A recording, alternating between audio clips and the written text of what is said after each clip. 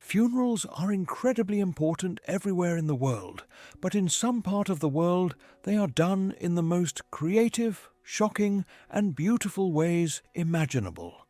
From bodies fed to vultures on mountaintops, to the dead being kept alive in family homes for years, to coffins shaped like giant fish and airplanes. Today, we're diving into 15 of the world's most weird and fascinating burial rites. All of them will change how you think about death. Sky burial in Tibet. A body is carried to the top of a mountain. No coffin, no grave. Instead, it's left in the open air for vultures.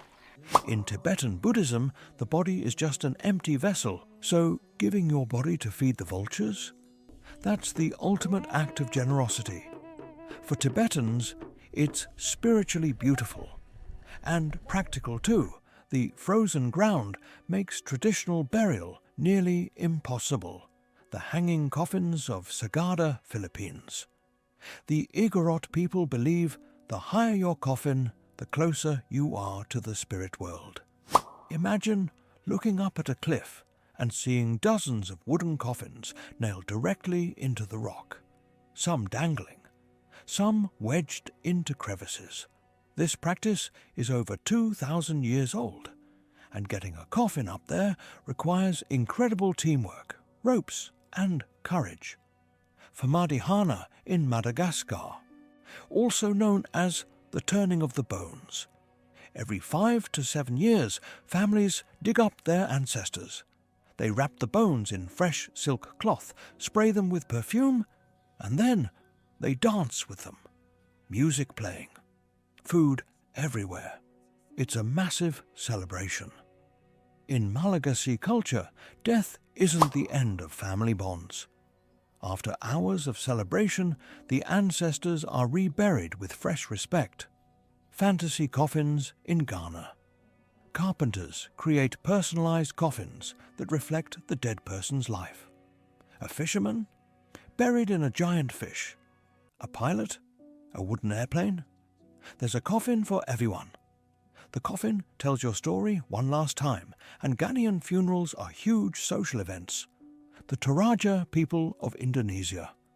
When someone dies in Toraja culture, they're considered sick or asleep. So the family keeps them in the house for months, sometimes years. Death is seen as a gradual process, not a sudden event, and the funeral determines the deceased's status in the afterlife. Smoked mummies of Papua New Guinea. In some Papua New Guinean tribes, bodies are placed over a fire and slowly smoked for weeks. The heat removes moisture, the smoke kills bacteria, and eventually you have a mummy.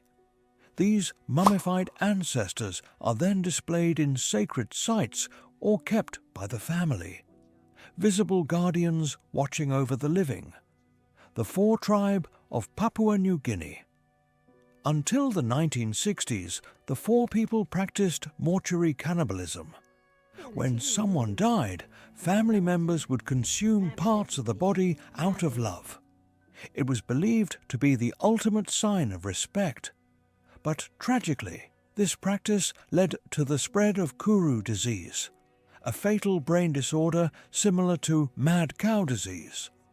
Once the connection was discovered, the practice stopped. Cryogenic preservation.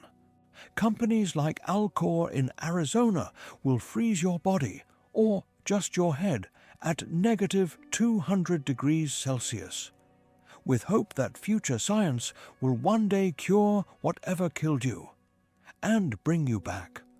Around 500 people are currently frozen worldwide, waiting for resurrection.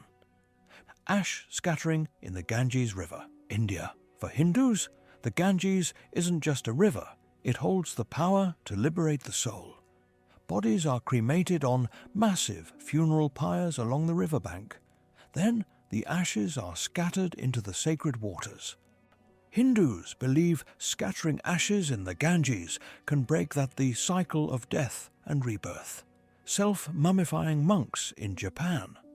For years, a monk would eat only nuts and seeds, removing all body fat. Then only bark and roots, becoming even thinner. Finally, they'd drink poisonous tea to kill bacteria and parasites. Then they'd enter a stone tomb, sit in the lotus position and meditate until death. A bell would ring daily. When it stopped, the tomb was sealed. 3 years later, the tomb would be opened. If the body was preserved, the monk had achieved enlightenment and became a Buddha. If not, they were honored for trying. Cave burials in China. In ancient China, wealthy families would create elaborate cave tombs high on cliff faces.